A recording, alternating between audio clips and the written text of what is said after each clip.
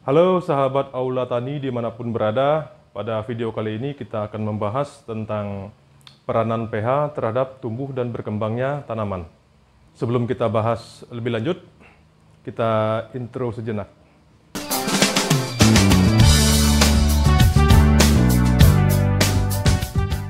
pH merupakan singkatan dari potential of hydrogen, di mana potensial ini artinya kekuatan, dan hidrogen adalah salah satu unsur dari alam.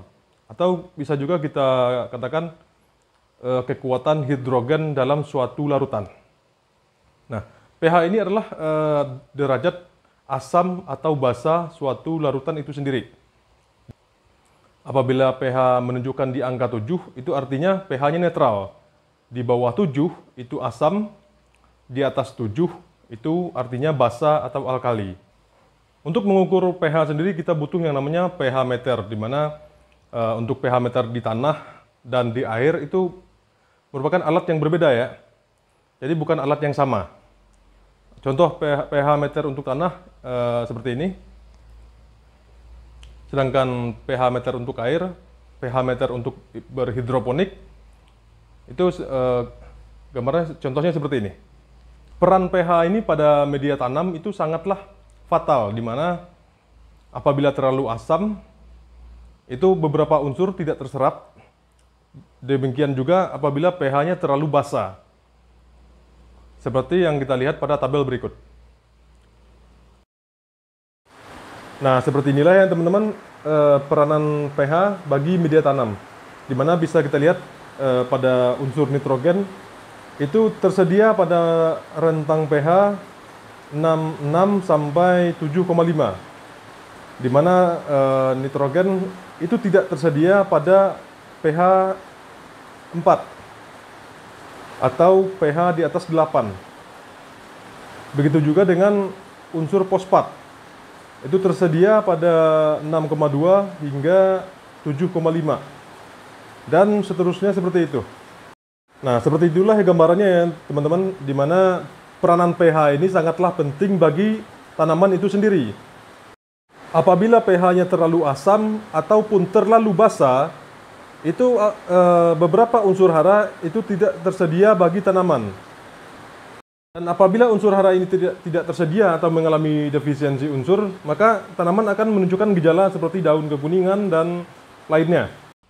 Nah, dengan demikian itu ada pada media tanam itu sendiri itu ada yang namanya pH rentang pH ideal, di mana untuk tanah itu idealnya di 6,2 atau 6 sampai 7 itu idealnya. Sedangkan hidroponik itu ideal, rentang pH ideal itu berada di 5,5 sampai 6,5.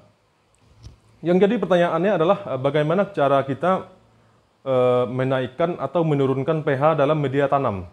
Misalnya kalau untuk tanah sendiri, kita bisa menurunkan pH yaitu dengan menggunakan amonium sulfat atau yang kita kenal dengan pupuk ZA. Sedangkan untuk menaikkan pH itu sendiri, kita bisa menggunakan yang namanya kalsium karbonat atau yang kita kenal dengan dolomit.